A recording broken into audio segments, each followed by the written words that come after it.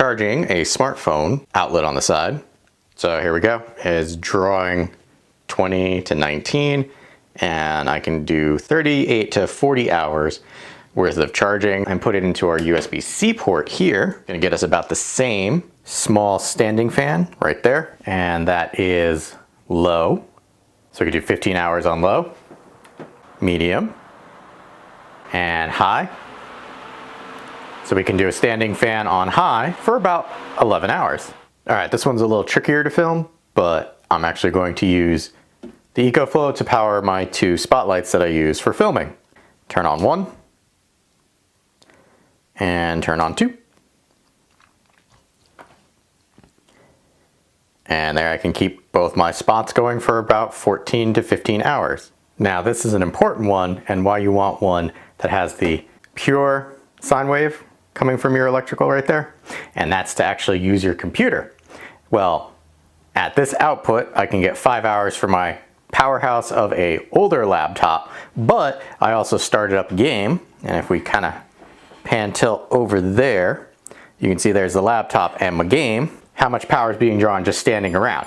One of the things about having a screen like this and knowing the exact hour down to the minute of how much power you have left in your solar generator here is that if you're running this down and you are using it for gaming or for rendering videos or doing work, you don't want it to cut power in the middle of your project and lose everything. So being able to eyeball that, constantly knowing just how much power you have left, is super important for something like this. All right, and here we have a hair dryer.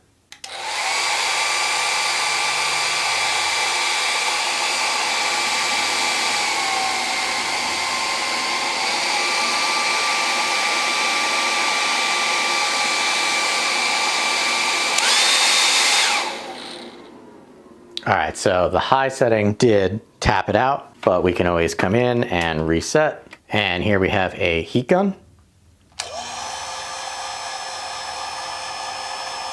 And then going up to high.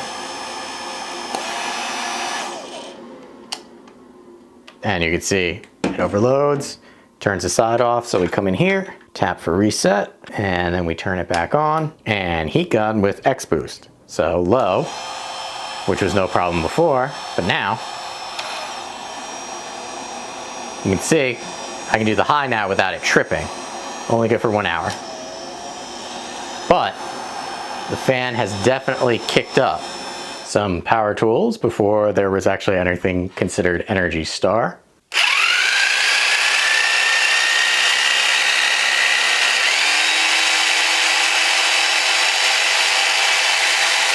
So, handled the jigsaw just fine. And an old school power drill. Let's go.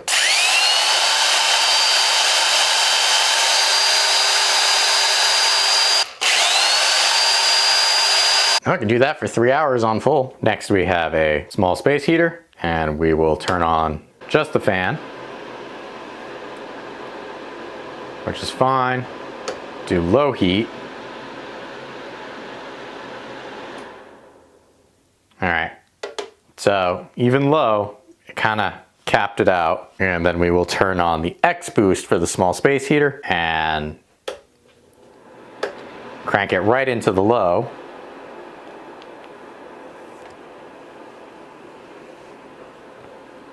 So it is blowing hot air, but the EcoFlow here is keeping its wattage down.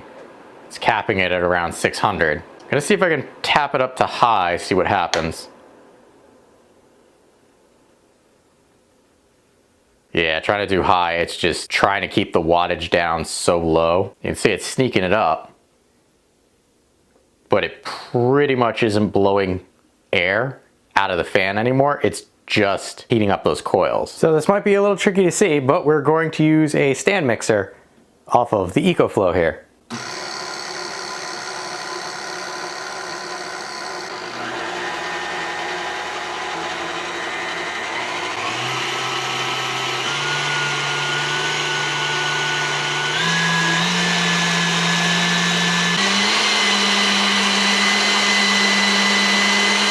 So you can get about 7 hours on full if you absolutely need those cookies. Lighting's not great down here, and I'm trying to keep that out of view, but Wi-Fi router, TV, and a streaming box all plugged into the River Pro here. Depending on size of your TV and what you're streaming, here you can see 12 hours of TV watching and internet with no power. Now, in order to make sure this stand-up freezer behind there would go on, I left the door open for a while. So let's see if this will actually work, so my wife does not kill me for running tests.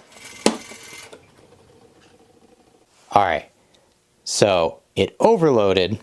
So the initial draw for this old freezer was too much for the River Pro to handle without X-Boost. So we're gonna turn on X-Boost and see if it will start the freezer up.